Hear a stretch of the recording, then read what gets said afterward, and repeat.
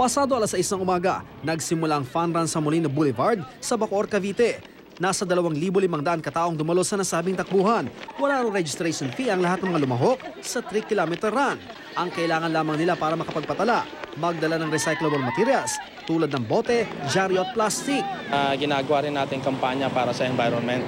At the same time, ito yung ginagawa nating fundraising para na rin sa inang kalikasan na sinimulan natin last Saturday, ang pagtatanim.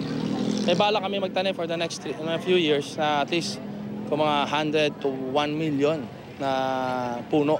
Bukod sa mga tao, kasama rin sa mga tumakbo ang iba't ibang breed ng aso. Bukod daw kasi sa hangad na Greener Bacoor, gusto ng mga namamahala sa lokalidad na maging pet-friendly ang kanilang lugar. Sana ito yung nag-create ng awareness na dapat pangalagaan natin ang ating mga alagang aso, pusa o kung ano man ang alaga natin. At the same time, kaya namin ito ginagawa is to also raise funds for our animal welfare projects. Siyempre pa, ang mga pet lover natuwa sa hakbang na ito ng kanilang mga lokal na opisyal sa tulong ng ilang animal rights group.